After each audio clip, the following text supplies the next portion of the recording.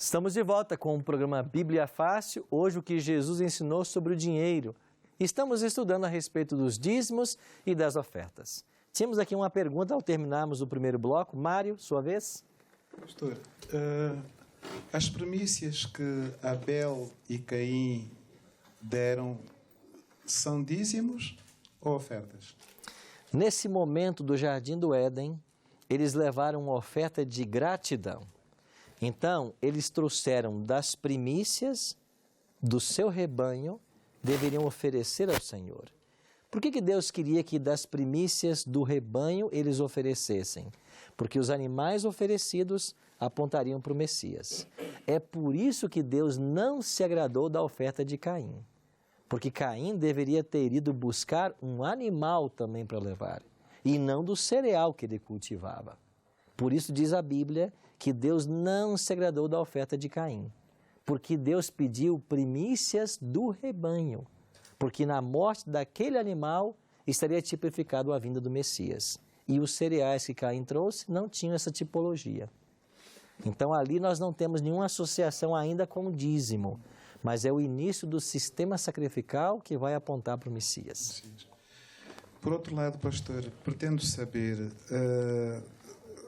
um cidadão é empresário, a sociedade reúne ao fim do ano apenas e se faz os dividendos.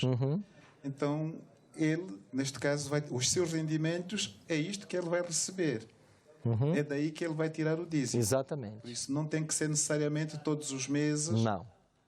Eu devolvo o dízimo quando eu tenho um rendimento. Se a minha empresa, se eu participo dos lucros dela uma vez por ano, eu vou ter dízimo uma vez por ano. Agora, o que eu posso fazer são duas coisas. É quem sabe fazer uma previsão. Eu tenho uma previsão de lucros esse ano de 100 mil kwanzas. Isso é certo que eu vou ter. Eu vou começar a separar 5 mil kwanzas, 10 mil kwanzas, para que no ato de adoração na igreja, eu já tenha ali alguma coisa para dar ao Senhor. E quando chegar lá e vier os meus dividendos, eu dizimei boa parte daquilo. Não há nenhum problema com isso, se eu quiser. Se não, eu espero lá. E então eu vou fazer a minha devolução de dízimo anual. Foi quando eu tive a entrada. Eu dizimo quando eu tenho entrada. Certo? Vamos avançando com o estudo. Como o dízimo era usado em Israel? Aqui é um ponto interessante. Olha o que diz Números 18, 21.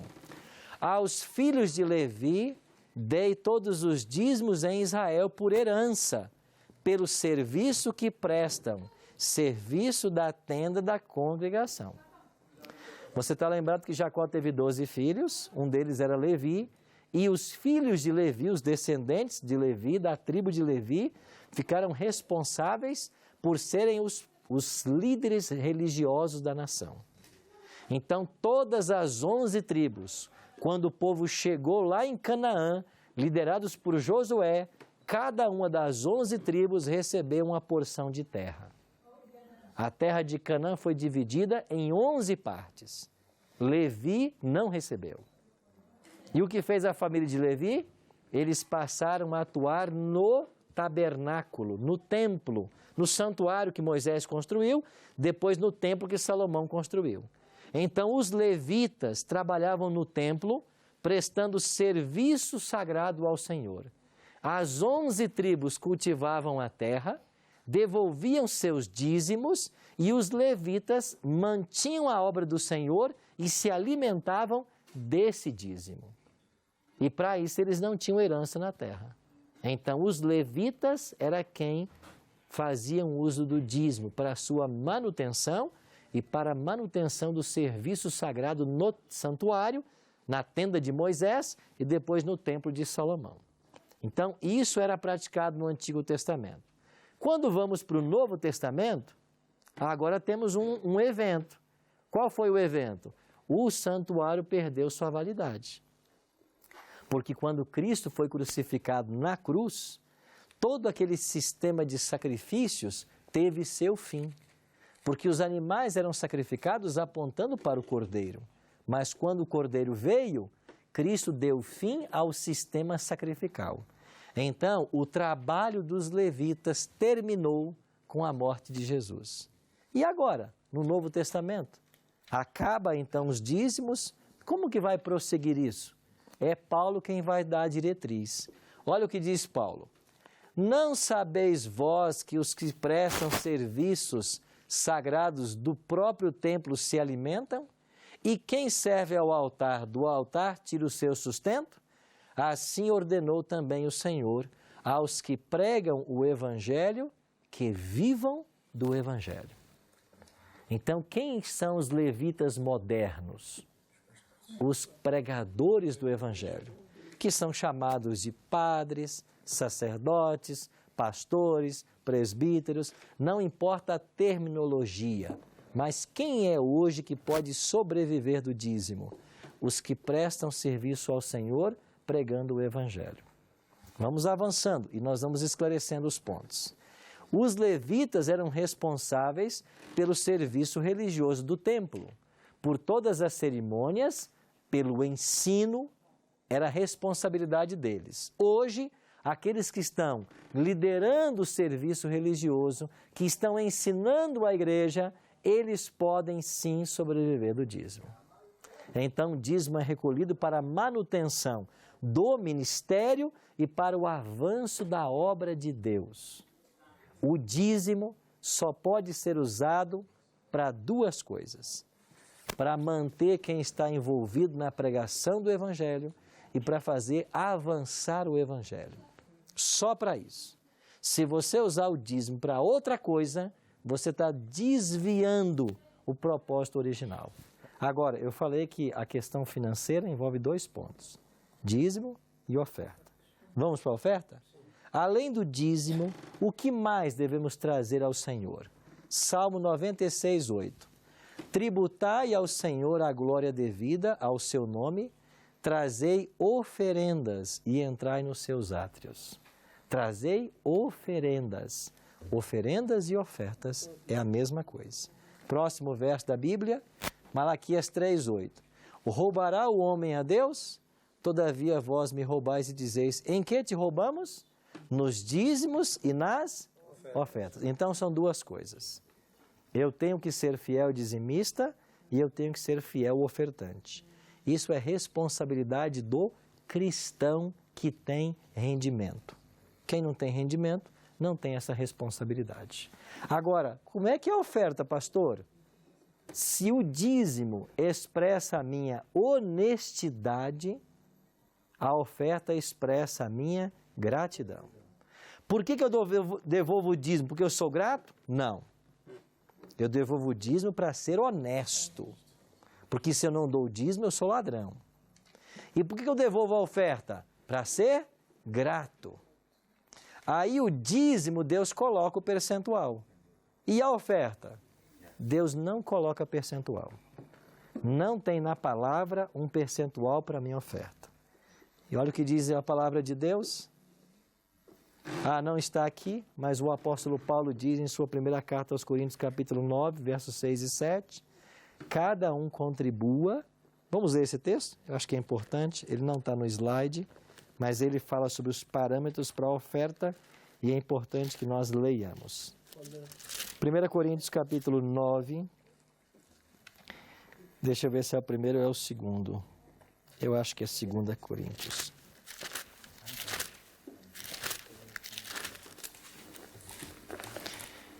Segunda Coríntios, capítulo 9, a partir do versículo 6. Paulo diz assim, e isto afirmo, aquele que semeia pouco, pouco também colherá, ceifará. E o que semeia com fartura, com abundância também ceifará. Cada um contribua segundo tiver proposto no coração, não com tristeza ou por necessidade, porque Deus ama a quem dá com alegria. Qual é o critério bíblico para a minha oferta?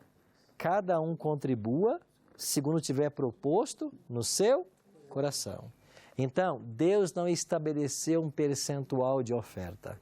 É eu que vou devolver como o meu coração quiser. Lembrando que eu dou o dízimo para ser honesto e eu dou a oferta para ser grato. Então, a oferta ela expressa a minha gratidão a Deus por tudo aquilo que Ele tem colocado em minha mão.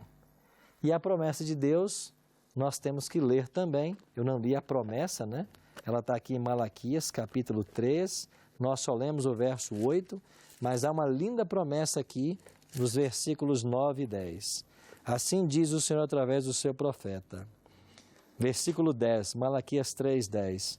Trazei todos os dízimos à casa do tesouro, para que haja mantimento na minha casa.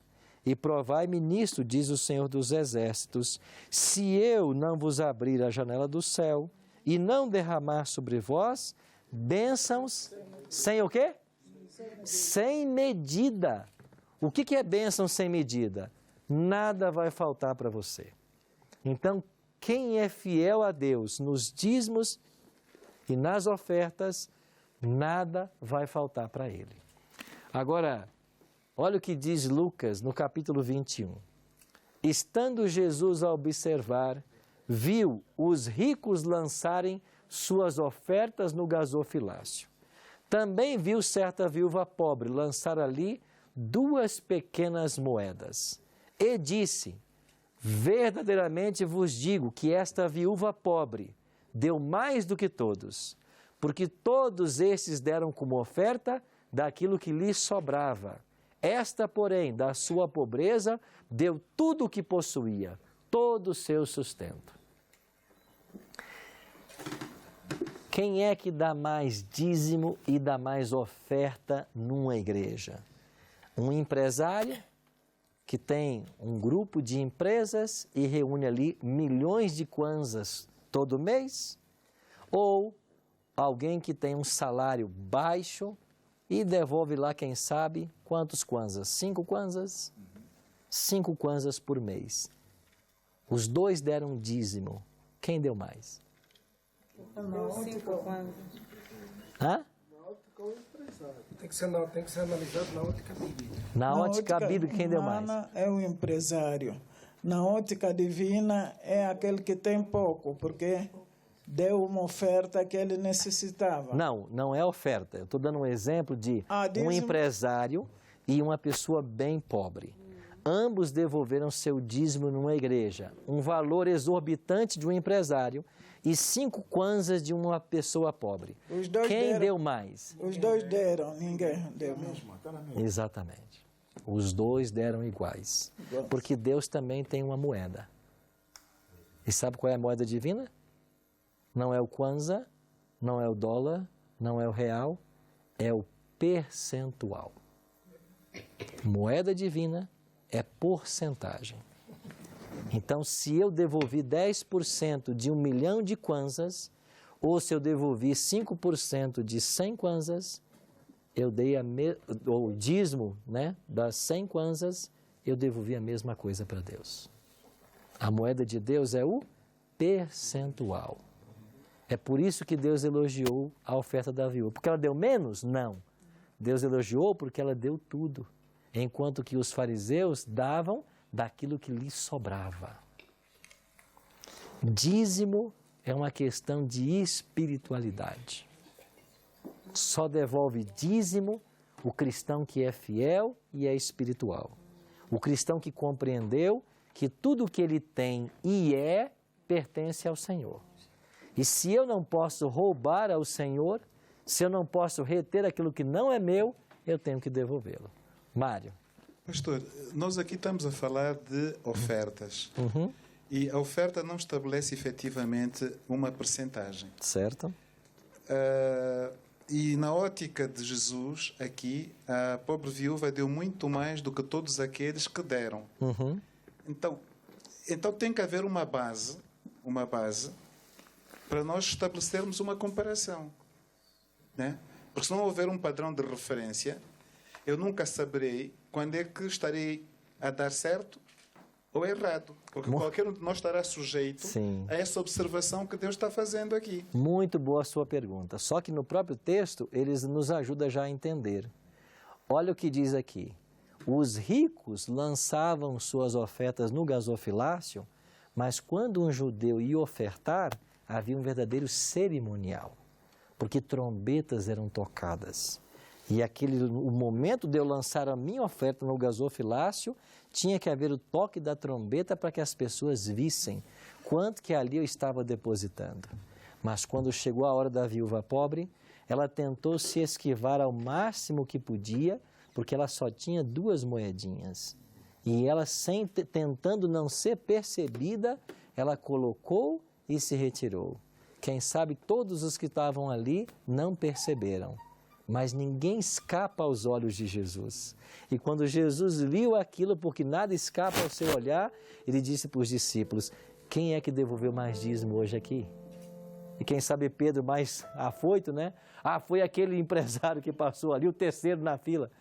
Jesus, não, Pedro. Foi aquela viúva lá, ó, que está saindo. Está vendo ela saindo lá? E sabe por que ela deu mais? Porque ela só tinha aquilo. Mário, você quer saber quando é que você está dando certo ou você está dando errado? É quando o seu coração foi grato. E você disse: o Senhor me deu, aqui está, Senhor. Eu não posso deixar de dar, porque o Senhor me deu. E sabe que eu sei das lutas do povo brasileiro e sei das lutas do povo angolano com relação às suas finanças. Eu tenho andado aqui pelas ruas de Lubango esses dias. Eu tenho visto muita gente sofredora, muita gente que sofre. Você que está nos assistindo, talvez você esteja em uma casa simples, talvez até na casa de alguém assistindo esse programa. Talvez aí com a internet que está travando, assistindo o Bíblia Fácil. Mas vou dizer uma coisa para você. Não importa a sua situação financeira, não importa quanto você tem de rendimento, pode ser o menor valor. E quando você pegar esse recurso na tua mão e você olhar para ele, talvez você conclua: isso aqui não dá para ir até o dia 10 do mês. Mas se você pegar esse recurso que Deus deu para você e tirar o dízimo e tirar a sua oferta, eu não sei quanto vai sobrar. Se 80%, se 85%, se 87%, se 89%, eu não sei quanto vai sobrar. Mas vamos supor que você deu 1% de oferta. Sobraram 89%. Esses 89% do pouco que você tem vai receber uma bênção do céu sem medida. E nada vai faltar para você. E sabe por que nada falta? Porque Deus manda a chuva e faz nascer no meu quintal o que eu preciso. Deus abre a porta e me dá o emprego. Deus manda um parente, um amigo e me dá um dinheiro que eu não esperava receber. Deus manda a saúde e eu não tenho que ir na farmácia comprar um único remédio. Deus vai abrindo as portas que só Ele sabe abrir, para provar para você e para mim que quando você é fiel nos dízimos e nas ofertas, as bênçãos virão sem medida. Agora eu vou para o outro extremo. Eu posso estar falando agora também com alguém muito abastado. Você tem uma fortuna, né? Mas você não tem sido dizimista e ofertante. Eu conheço muita gente que parece que tem muito recurso, mas está completamente endividado. Eu conheço gente que tem muitos investimentos e todo mês entra muito dinheiro, mas nunca sobra nada. E por que não sobra? Porque estão tentando segurar a água com os dedos separados e com a mão aberta. Você nunca vai segurar. Porque quando você tenta segurar aquilo que não é seu, você perde a bênção. Mas se você for fiel no pouco que você tem, o Senhor, dono do céu e da terra, está prometendo para você assim: não vai te faltar nada. Não vai faltar. Nós vamos ouvir uma música agora.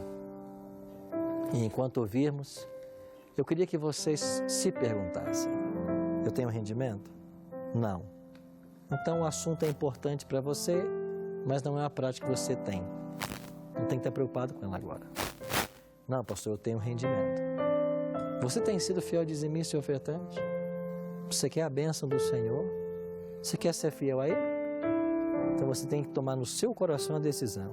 A partir de hoje, eu vou ser fiel dizimista e vou ser fiel ofertante. Eu não vou separar primeiro a parte do alimento, primeiro a parte da conta de energia, primeiro a parte da conta de água. Não. Primeiro eu vou separar o que é do Senhor. E quando a gente começa a fazer isso, esse é o primeiro ensino que a gente dá para alguém sobre educação financeira.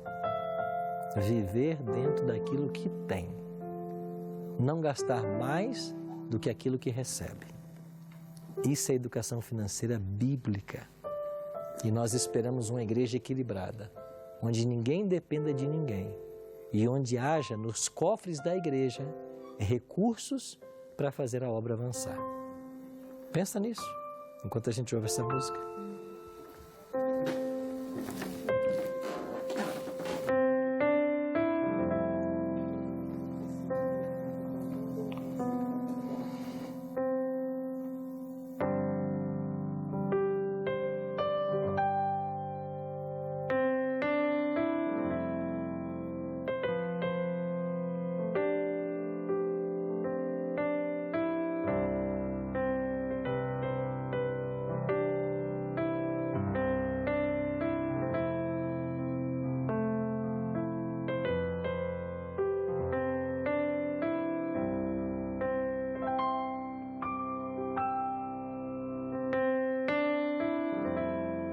Hoje o dia começou igual aos outros dias.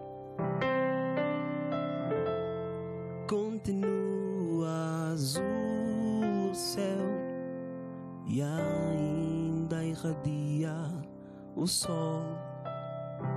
Nem o ar que eu respiro mudou.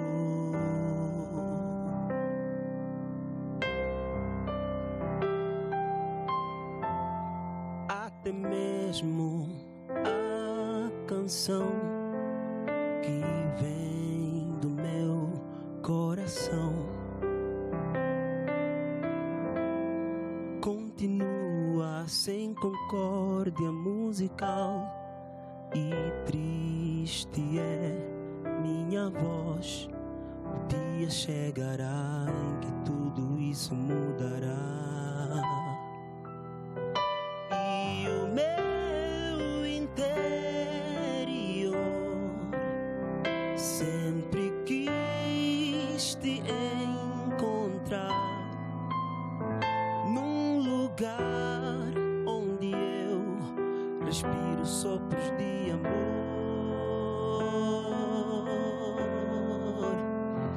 onde a traça não corrói, nem ladrões podem se achegar. O dia chegará em que vou poder estar com o Senhor, no mesmo tempo, no mesmo lugar, poder respirar o mesmo ar.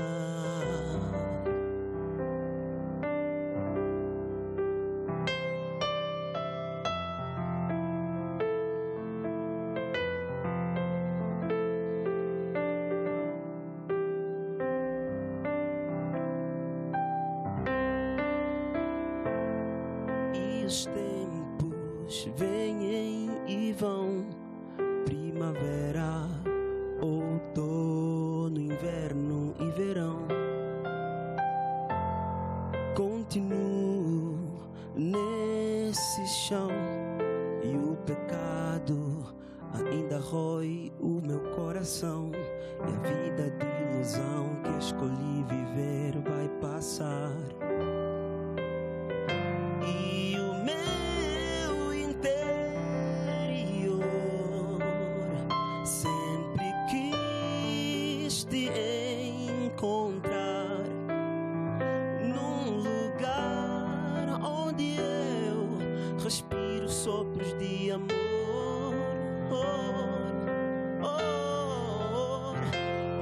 onde a traça não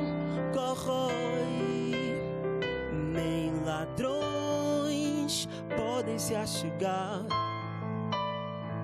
e o meu interior sempre quis te encontrar num lugar onde eu respiro sopros de amor,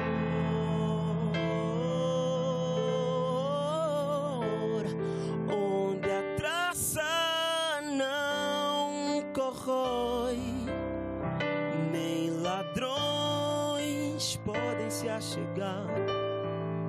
O dia chegará em que vou poder estar com o Senhor, no mesmo tempo, no mesmo lugar, poder respirar o mesmo ar.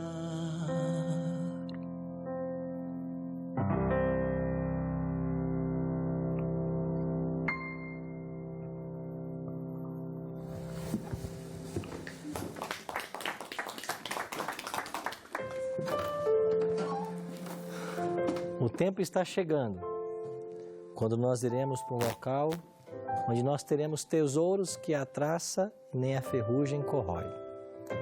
Aqueles que acumulam tesouros nessa terra poderão perdê-los todos, mas quem acumula tesouro nos céus jamais os perderá. E como eu faço para acumular tesouros nos céus? Eu dedico minha vida a Deus. Eu sou honesto devolvendo o dízimo, eu sou grato devolvendo a oferta, e daquilo que me sobra, eu faço bem às pessoas. Primeiro, a minha família. Depois, a minha comunidade. Depois, outras pessoas que eu puder ajudar. Mas todo o dinheiro que Deus tem colocado na sua mão, ele deve servir basicamente para duas coisas. Primeiro, fazer avançar a obra de Deus. Depois, ajudar aquele que está ao teu lado. E quando o dinheiro é colocado nessas duas vias, fazer avançar a obra e ajudar as pessoas que estão do meu lado, porque quem sabe eu e você sejamos pessoas que poderíamos viver com muito menos do que aquilo que nós vivemos. Nós podíamos estar ajudando outras pessoas que não têm nada para viver. E a verdadeira religião, segundo Cristo, é aquele que atende o órfão, a viúva e o pobre. Então, quando nós nos colocamos nas mãos de Deus, Ele derrama bênçãos sem medidas e nos faz prosperar. E quando Ele nos faz prosperar, é para fazer duas coisas: para fazer prosperar a obra do Senhor e para cuidar bem daqueles que estão ao nosso redor, começando com a família. E se o seu dinheiro não está indo aí, você está perdendo o seu tempo. Está em lugar errado. Por isso, ao terminarmos o programa de hoje, queria convidar você a ser leal ao Senhor. Honra o Senhor com os teus bens e o Senhor vai cuidar de você e vai acrescentar tudo a você. Fui moço, disse Davi, agora sou velho, mas nunca vi um justo desamparado, nem a sua descendência mendigar o pão. Vamos orar? Pai, muito obrigado porque a Tua palavra se preocupa com todos os assuntos que nos envolvem. A Sua palavra se preocupa com a educação financeira. E na raiz da educação financeira está o dizimar e o ofertar. Porque uma vez que entendemos que tudo que temos é Teu e que devemos devolver-Te 10% e devolver a nossa oferta, e todo o restante o Senhor nos permite administrar, nos ajuda, Pai, a entendermos isso. Nos ajuda, Pai, a vivermos dentro da nossa receita, a não gastar mais do que entra, para não sermos pesado para ninguém e para não passarmos por dificuldades. Não nos deixe, Pai, dar um passo maior do que nossa perna. Dai-nos sabedoria na gestão financeira, para que nós tenhamos recursos para fazer avançar a Tua obra e para ajudar as pessoas que estão ao nosso redor.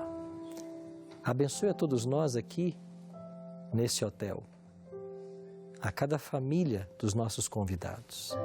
Abençoe os seus negócios, Abençoe os seus trabalhos, abençoe suas profissões.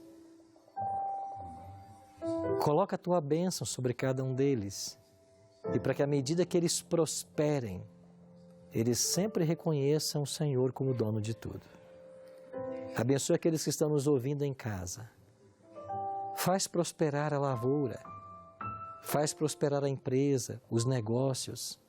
Abre a porta, dá o emprego, dá as condições. Mas nunca nos deixe esquecer de que tudo o que nós temos e somos pertence ao Senhor. Nós queremos te entregar não apenas nossos recursos, mas também o nosso corpo, os nossos talentos, o nosso tempo. Tudo pertence ao Senhor. Suplicamos a tua bênção, hoje e sempre, em nome de Jesus. Amém. Muito obrigado pela sua participação no Bíblia Fácil de hoje. Semana que vem, a gente se encontra por um dos temas mais extraordinários da Bíblia. Vamos aprender sobre a volta do Senhor Jesus. Eu te espero lá.